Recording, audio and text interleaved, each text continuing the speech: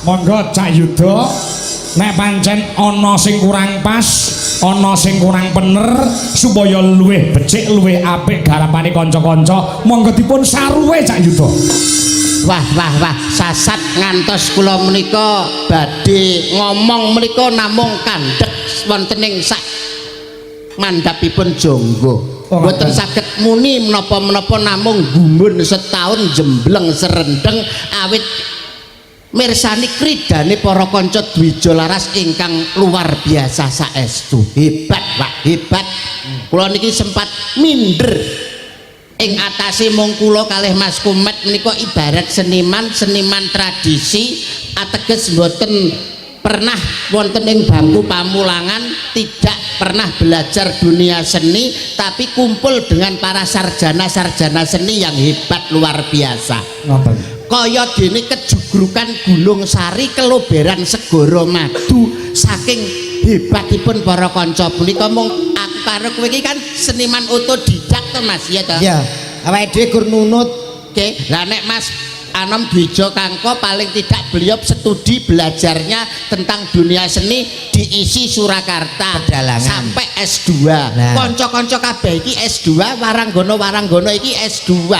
Lah awake dhewe mung seniman otodidak iso sepanggung dengan Mas Anom Dwija Kangko dan Dwija Laras, itu sebuah kehormatan untuk saya dan Mas Komet, Mas Kangko. Wah, mula kanca-kanca tepuk tangan buat Cak Do karo Cak Komet. Wah, hebat tenan. Lho, udane sampean pasing kula tepuki kok malah kula sampean ngeten nuwun sewu. Bukan jaminan Cak Do. Bukan jaminan ketika kita itu studi wonten isi wonten SMKI iso laku di masyarakat, bukan jaminan. Tergantung kreativitas kita masing-masing. Ketrimane wong urip niku dhewe-dhewe, ngeten. Wah, nek kula ya wis ora maido nek Dwija Laras niku bab kreativitas. Wah, sudah tidak diragukan lagi. Ya, secara akademis menguasai, secara hukum panggung bagaimana melayani masyarakat supaya masyarakat ben seneng, secara manajemen konsumen ben bisa menerima, pun paham. Penjenengan luar biasa ya kan Mas Komet. Lah iringan lho, mulai saka Jawa sisih timur, Banyuwangi, Jawa Pol sisih kulon tanah Pasundan, Jawa malah Barat, Keporo saka Pulau Dewata Bali dikuasai kabeh lho Pak. Ini sudah tidak Jawa tapi ini sudah Nusantara berarti Pak. Alah gumun tenan aku karo kanca-kanca. Gumun tenan. Kowe gumun Mas? Gae. Lah. Iki dilongkas nak tampil nang daerah Tuku biasa. Kok daerah Tuku kok biasa maksudmu? Bali lho Mas. Bali iki daerah Tuku to. Kok iso Bali daerah Tuku? Mau kemana beli? Kira-kira beli ya Tuku to Mas.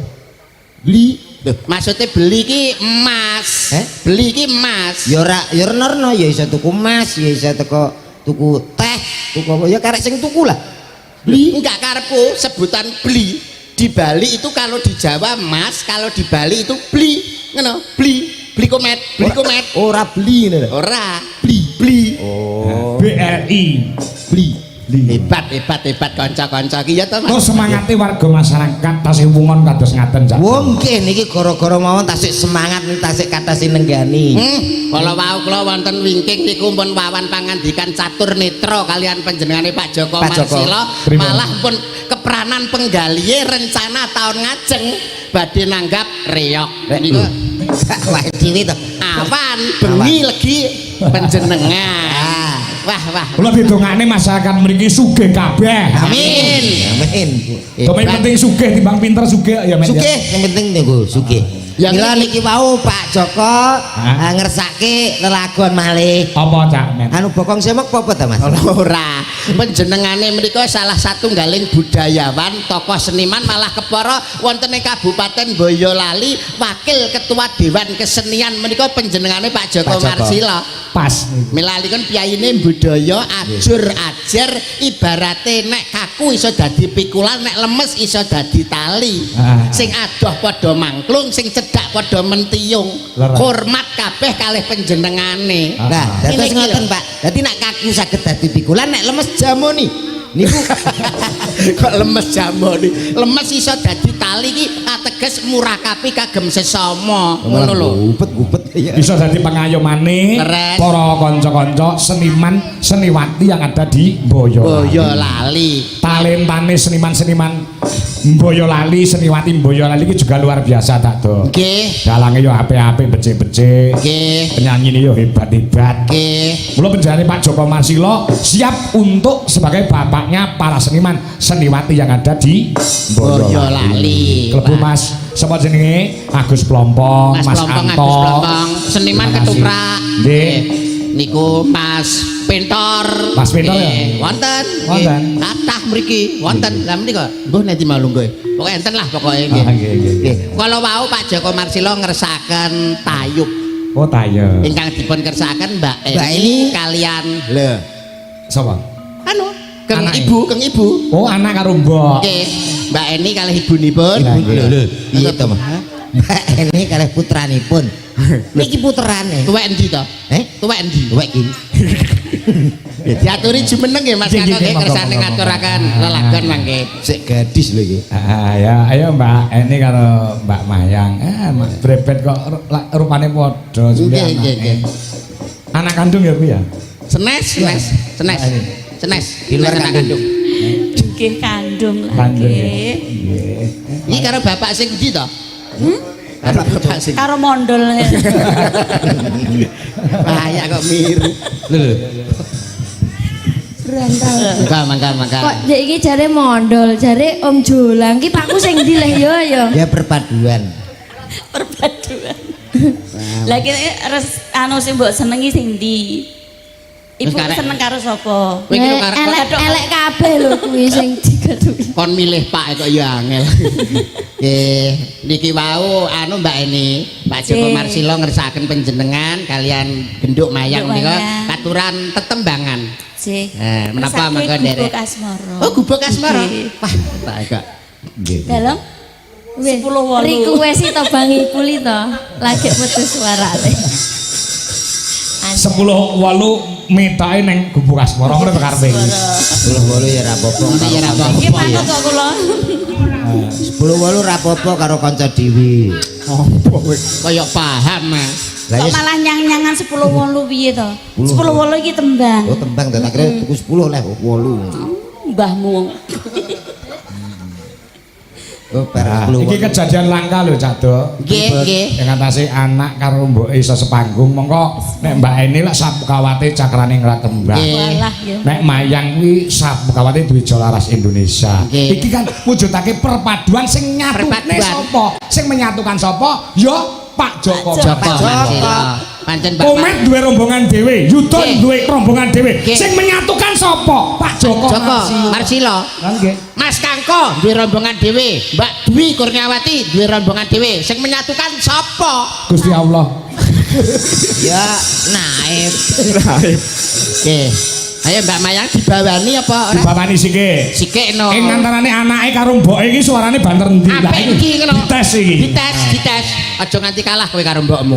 Kowe iki sapu kawate kene, mbokmu iki sapu gerange. Ayo apakah menang kene no Mas? Kene Kok jelas iso- wis ngabas. Lah kene ngendok iso- piro wis? Kok ngendok to? Ayo dites Mana? ta. Ayo Ya. coba. Wis nduk. Ngingkar Mana moci. Alah. Nyingkar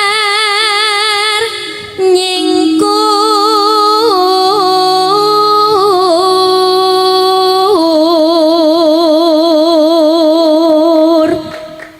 Dat gandang tur yo gandem napase landung. Kalau diceluk kancamu lho. Ora ke apresiasi ngono lho. Apresiasi kok Maksudnya. dhewe. Apresiasi apa ngece we? Mbok ngejak kancane. Ayo ketimbake, ayo Mbak. Iya. Wiwitane nyingkar nyingkur. Halah. Gae-gae. Cak Komet, Dalam cara dibiji anake biji pira, mboke bijine pira? Kalau Mayang menurut pendapat saya kalau aku sih yes. Ini yes. eh? Aku sih yes. Oh nek iki sekese yes Mas. Lah piye? Lah piye? piyok. Enggak maksudnya yes itu bagus ngono Oh, lho. bagus toh. Nek umpama 1 sampai 100 75. Hebat berarti. Aku piro, Mas? 76. Kok bisa sih? Kaya rokok. Suwitik meno. Menang sampean. Kaya rokok to met 76. Oh, kayak udut dong. Sampean sing biasa ngono lho, kemak iki jadi ketunggunan anu barang kok iso modele. Piye lho lah aku asline ngene iki kok Mbok kon piye? Ya Allah.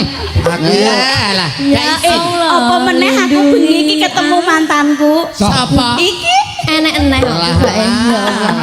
mantan konco maksudnya. Mantan apa? Jember iki tau sak rombongan ngono Berarti lho. mbokmu Iki barang iki barang. Klumpukne wong Iya. elek. Ya sing ngenong barang kae termasuk. Metune sik dhewe kok. Koncoku kabeh. Heeh. Ganti kowe nduk mayang, ganti sampean. Lisam yen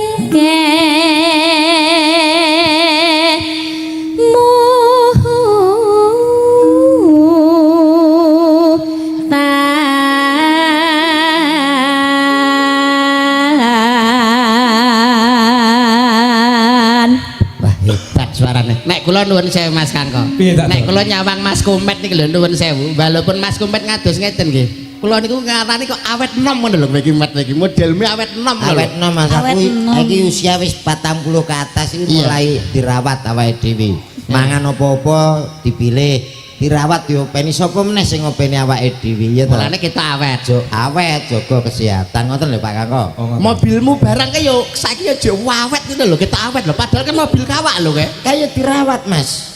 Oh dirawat terus Mas yo kawak nek nak dirawat yo openi sing apik wong aku yo metu jarang tak tumpaki. Numpaki sing sijine. Wow. Tapi awet tenan lho, Mas. Bojomu ya awet enom. Awet perawatan kok. Kayak yo arang tak tumpaki aku nak butuh numpaki yo tak.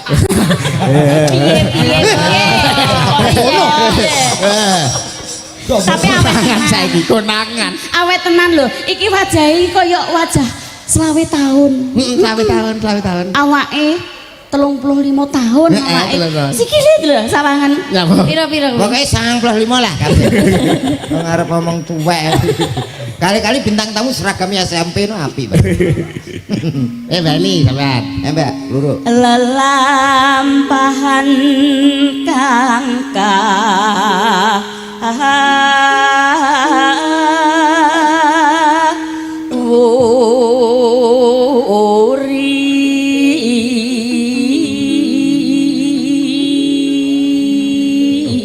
Melayu kok. Jam terbang wis Jam beda. terbang. Ya ta. Iki karek bae terakhir, iki bareng nggih Mas nggih. Bareng. Bareng bae terakhir bareng. Bareng. Bareng tang sing api sing kompak sak omah ae.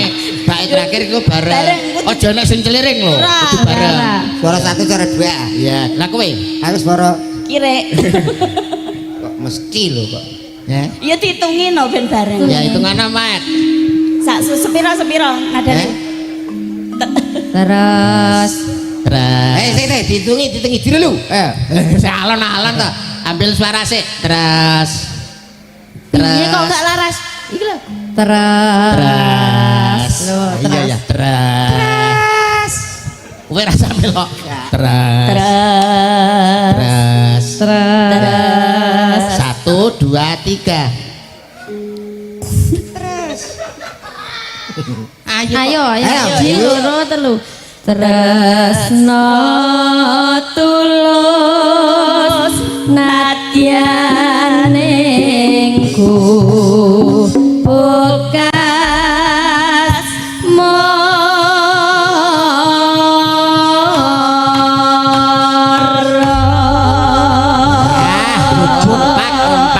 Kompak. Bekas maron nyarengi. Dahare pun medal. Ya. Yuk. Monggo buka saking bundang melih, tayo. 10.8 apa? 10.8 mandape bekas merah. Nggih manut kok. Nderek. Oke, nggih. Nggih. 10.8. Ya 10.8 sik tiba niku bekas moro gen ketok asli bluronan. Nah, ya. Ya, iki slepek sik ta iki? Nggih, serem. Nah, Oh, ya. iki adikmu kon dodo adikmu. Boleh. Sisane. Ah, iya, Di. Sisane. Sisan. Oh, dodos iki. Le. Sini. Alah. Lele, anak jalan kok. Nah, kok iso. Ayo. Kuwi malah anu to kuwi ngefane malah karo aku kok anak. Fan lagi, fan berat Pak Kangkol. Iya. Lho lho bocah ning Iya, dusi sik ngene lho. Ya iya wis barang Iya, pindho. Kan modele kaya bocah rong adus Wis pindho. Wis trai modele ngono. Cilik yo ngene iki ijo ngece nek segede. Oh, suwe lah ya. Lek bagus sih kaya Buan model ngene. bagus. Saomah. Ya le, totale. Lele, Ya muga-muga. calon dalang Gipat Bluro iki ya. Muga-muga. Isuk bakale saingane Jolondot. Lah iki gede pra ya jolondot wis tuwek to, Papa. Jolondot iki tuweke laris wis tuwek kok. Mangkahan ros rumbar. Lindu bumi kejak-kejing. Bunga utuk kati kuntur katuk. Omo bengkang jawa niti. Lalu membak banyune kumambang. Wah, isi Purwodadi. Ulang windu Bathara arsa nglebur bumi. Oh.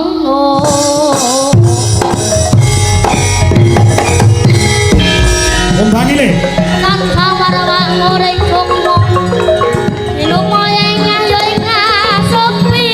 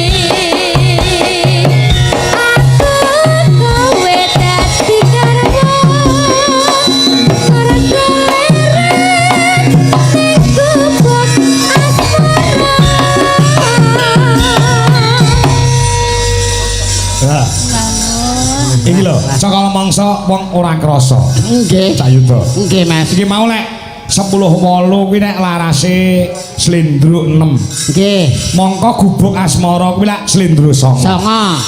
Ning kanca-kanca kecerdasane luar Wah, biasa.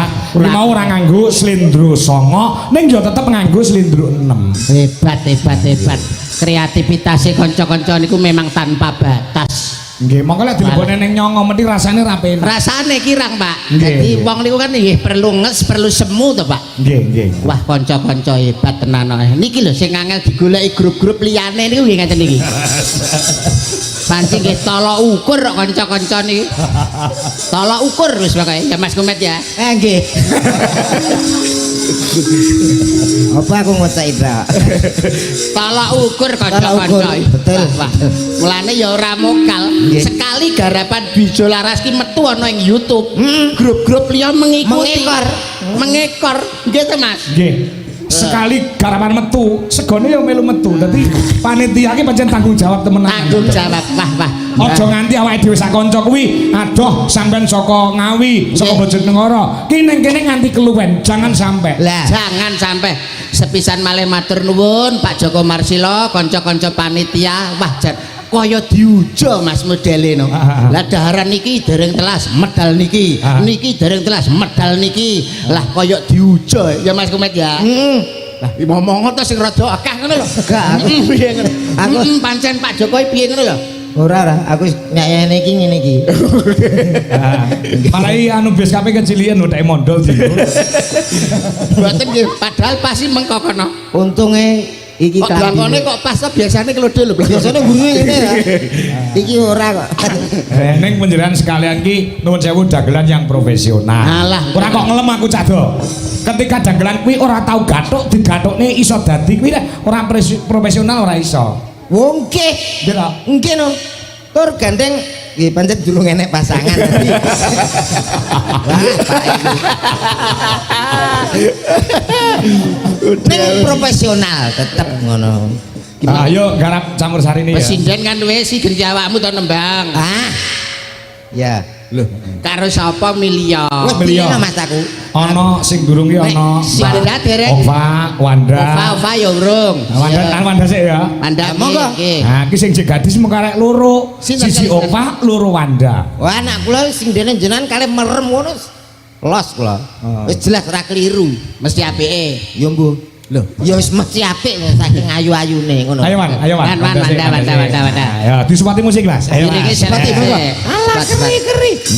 Para hadirin sekalian, mari kita saksikan bersama. Wah, kayak bioskop.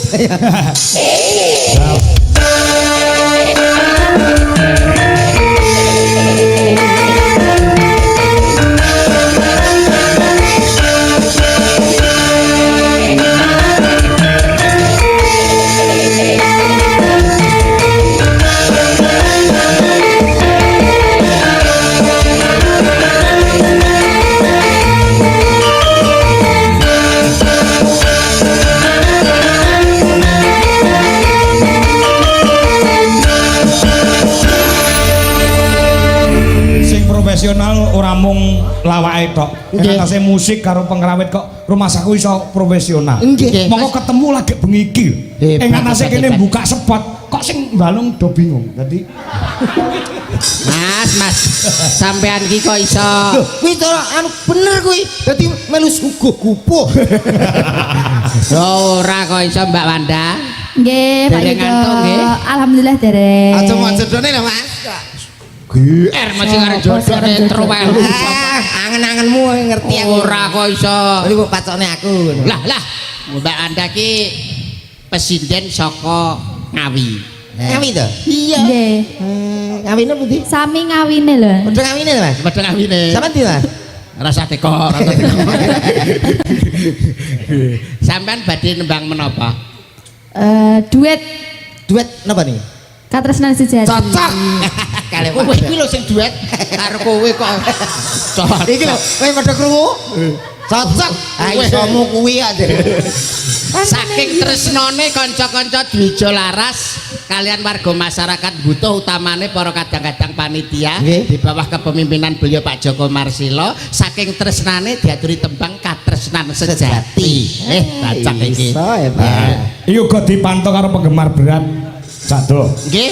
Mriko Mas Joko Kedung Malang Papar Kediri monitor, Mas Ngadinu Pondok Ungu Jakarta ugi monitor. Lah menika. Halo Pak Kangko, aku pun. Halo.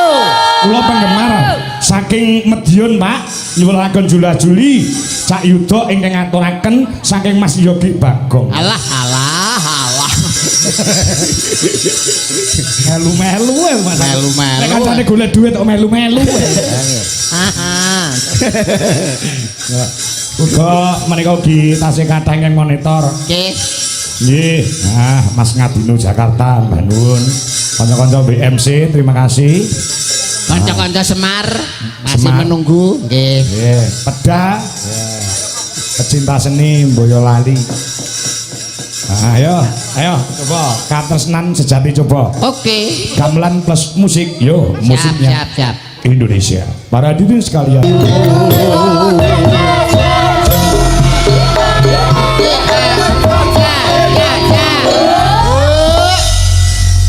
Alah. Kompak.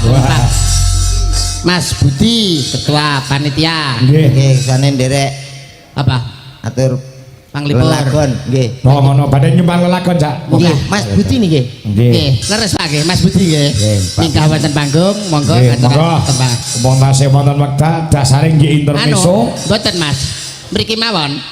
Oh, nggih. Oh, ngoten. Mriki mawon Mas. Lah niki ngersake napa niki? Lagune napa? Ayang-ayang. Ayang-ayang. Wah, Oh, iya, iya. nggih. Monggo. Nggih. Kangge tombo kesel para panitia nggih Cak Do Cak Met. Nggih. Akhir panitia wit sore lek wah jan Lah, kaya sikatan nyamber Malang. Lah. Nggone kepengin kesuksesan pada malam hari ini. Lah. Alhamdulillah Oke. diparingi ginanjar terang ora udan. Wah, jan sinomane tak akone tak. Seragam Kaya nih, wong Mas. jelo rebutan kaya menjangan mati malah jan hebat tenan. Ya apa? Piye peladene kene cepet-cepet. Nggih, hebat pokoke pun sae pun. Saya napa saya? Saya. Sinten ingkang kepareng jumeneng? Anu no sapa jenenge Okvalita. Fa. Bagianmu. Nggih, Nduk Okvalita iki enek sing titip salam kanggo Nggih, Nduk. saking Jakarta niku Sukri. Utuh. Mboten. Sugri iki penggemare Angel Mania kae. Nek Okva ki entuk salam kok gede Pak Eko Mugiono wonten ing Cikarang. Pak Eko Mugiono ini ra. Niki Ora. kira puas. Lah. Heeh, domongi ya. Lah kenal ta Cak Dok wong tau ditanggap. Nggih ta Pak Eko Mugiono kok Ngendi kowe mae? anu to nek mboten salah pundi to Mas niku riyen. Asline Bojonegoro. Bojonegoro tapi Ning lenggahe wonten ing Cikarang. Cikarang. Bos SDB. SDB. Tau ditangkap lali. Lah nggih. Nalika zaman pandemi ki sapa sing ngopeni? Pak Eko Mugiono. Domongi. Kandhani kaya ya Met ya. Kowe ngerti ta, Met? Gak iya aku. Kowe rong kondang kok zaman kae. Lah niki lho. Lah kok apa? Anu Nduk, Pak, salam kanggo Pak Eko. Pak Eko. Zaman Kameramen aja. Kameranya mana Itu, kameranya? Itu. Yang mana, yang mana? Itu. Pokoknya Kalau nggak kuat nanti dada ya. yang murup. Halo Pak Eko, terima kasih Pak Eko. Semoga sehat selalu, bahagia selalu. Sarangeo. Kowe langsung WA aku, Mas, nomor rekening Okva ngono iki. Sekarang ini. Pak Joko Marsilo nggih sampean sarang hiu Aiko. piyayine mriki. Pak Joko. Sarangeo. Ngawur aja to Mas. Pak Joko jak guyon. Lah iya. Ayang-ayang ya Dek ya. Nggih. Siap. Pak Joko biayine ora neko-neko. Boten. Tajem. Wibawa. Dadi pamong kowe 30 tahun lho ning kene. Alah. Ngantek nolak-nolak pokoke. Domongi kok. Nggih. Ora penggerake Pak Joko apa ya kelakon. Gak jalan. Heeh. Yo, apa ki mau ayang-ayang? Ayang-ayang. Rale piye to, Pak? Rale piye, Pak? Yo, anu kuncine D. Allah. Balonku ada 5. Orang ngomong. Bukan. Aku suwi lho banyu lagu ora metu. Piye rale, Pak, piye, Pak? Dewa-dewa ning asmara kuatno ati kawula anggun kula tresno datang kendhat saking coba tarewangi tapateni Oh, Pak. Bon. Oh, kayak lagune piye kae? Nggo banci-banci kae piye? Duh, dewa-dewa gede tawa kadahane maratuwa tak nuruti tak ototi nak krungu maratuwaku ya. Jane ya wedi lho Lah jane ya cek umpan. Jane ya wedi jane. Gak mate sungkan. Suwe-suwe saya gedhi nate. Kok manut ae to kowe iki? Lah aku diumpani. Ah iya diompane ya kudu dipangan ya, kan ya. Kudu dipangan. Ah lek Mbak Opa ki lek nuwun sewu ya ora kok jeneng aku pamer enggak. Nggih. Pripun? Iki nari ya apik. Nari. Nembang ya apik. Apik. Pasuryane ya apik. Nggih. Dekik nggon janggut. Bojomu dekik nggon ngendi? Niki anu wape diki Pak dadi. Ora kan dekik ya salah Bolong sito to to, berarti. Mas. Dekik salah sito. Lah iya. Nggon Iki lak janggut. umum bojoku ora umum kok. Dadi kuwape duwe iki kabeh ngono. Diopane ora dipangan. Biasane nek nyauri dekik nggon bokong ngono kok. Ora. Omah didelok. Dan delok. Ya. Mangga. Wah, ayang yuk.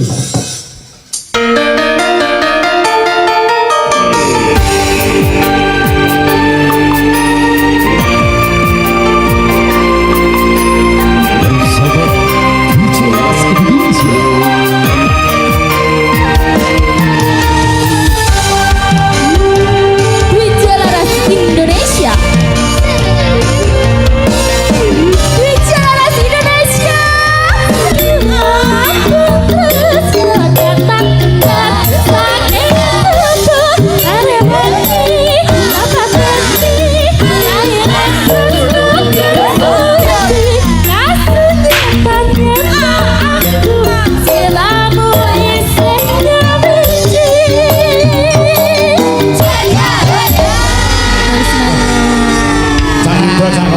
Iki Mas Kanggo. Sewu nggih kaya ngeten iki niku kula namung nuruti sing nanggap. Leres. Gitu.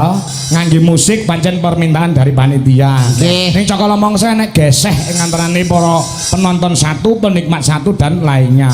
Nggih. Gitu. Mula saking menika nek kaya dene kula panjenengan niku sing berkuasa sing nimbali awake dhewe. Leres. Nah. Ibaratnya awake dhewe iki bakul kudu iso ngedoli apa sing dikersakne konsumen. Leres. Terus seni menika nggih no jaman kelakone piye supaya tetap berkembang, piye supaya tetap digemari oleh masyarakat. Betul. Nggih to Mas Kanggo. Nggih. Beda drastis kalian Binjang Dalu wonten ing Bojonegoro. Panitia pancen sing nanggap niku ngersake terus digarap klasikan. Klasik. Wit saka talu wae digarap klasik, jejer ya klasik, ora nganggo musik. Nah, ning panggah dikai dagelan. Sesuk dagelane Sinten Mas? Sinten? Cak Dodok karo Cak Kampret. Oh. Kok iso ya? Bisa. Kenyek. Kenyek. Ora ndelok Mas. Oh alah. Ya manggi Pak Kangko lah. Jenengan titeni Mas, pokok sesuk gak enak wong guyu. Berarti niki wis jelas. Ya nggih. Ora kok darai tenan. Aku mampir ning omahmu lho, Jon. Alah mboten usah malah. Iya ta, umume kan monggo pinarap aku monggo sing gupoh ngono lho kok iso. Mboten ah nggih mampir mriko mawon. Mampir nggonmu kok iso. Ngono diampiri tok ora dijak tanggapan. Ora sakit. Kan sakit. Ana Mbak Eni, Nggih. ana Retno Jongpe. Jongpe. Nek cakarane nek duwe Mbak Eni, nek aku duwe Retno Jongpe. Jongpe. Retno Jongpe. Nek cakarane nek duwe Mbak Yuyun, aku duwe Mbak Rini. Mbak Rini. Nah, iki dadekne Siti. Dadi ana Siti piye to? Dadekke siji. Dadekne Siti. Dadi ana Siti. Iki tunggal sing Bapak Ibu. Bapak Ibu saking tegangnya Bapak Ibu. Bapak ya Pedidoni. Pak Yardito. Padha karo dumateng para raruh. Wis Mbak Eni terus ditambahi karo Congpe, tambahi karo sapa jenenge Wiwi. Wiwi. Ya. Ayo. Terus tambahi sinten mulai? Tambahi Mayang. Mayang terus tambahi Okva, Okva. tambahi Wanda, Wanda. tambahi Budwi Kurniawati. Oke. Maksudnya nembang bareng lagu Lah. Tombo Kangen Tombo gamelan karo Kangen. musik. Wah, mak apa ya Cak Komet? Urung mesti. Lho apik. Apik. Warung mesti. Pokoknya ora perlu wedu. Perlu wedi. Aku yang bacotno kae mau. Perliweduk wale. Ayo, dateni Siti. Dengan kidalang ki bayi aju. Ayo ngate-ngate kabeh ayo dipone. Nah awake dhewe ngaki musik yo loske klasik esuk yo klasikan. Tanggal 19 mengke kepanggih meleh. Temu ndi? Golek. Ketang mriki lho sekitar mriki mengke lak enten sing mados. Pun didilan kali kula kali Cak. Ya ampun. Susune Mbak ini kutah. Susu nang gelas. Nah. Iki ning tengah aku duwene anu dirijene. Apa jenenge lek narine jenenge? Kok diri? Struktur. Instruktur. Kowe lho Mas, kowe lho sing pinter. LC, harus ngomong LC. Niki Mbak ini. Ayo Pak Congpe instrukturnya. Wah, larang go dhewe. Tuh aku. Ya, oke kok iso urut ya, kok dur cendhek gitu. Jebule Eni iki cendhek dhewe to. Kira primadona Dwi Jolaras dan kesisipan satu dari Cakraningrat. Yo, gamelan plus musik ya di edan yo edan sisan jo tanggung-tanggung. Nah, totalitas. Senyum. Yuk, coba Tombo Kangen. Diados. Ayo guyu. Luar biasa. Nah. Cado, Nggih, wayang kuwi saka lingganing tembung majib sembahyang. leres. Dadi diwiwiti sak bubare isak, diramungi sak durunge subuh. Nggih. Kula tak netepi kewajiban ndereke bendara. Nggih. Ngodinonga rahayu slamet sedayanipun. Amin. Pinaringan kamilujengan kebanggaan kewarasan sukses selalu slamet donya akhirate. Amin. Tumraping para warga masyarakat wonten ing butuh jaya-jaya selalu untuk selamanya para warga masyarakat. Amin.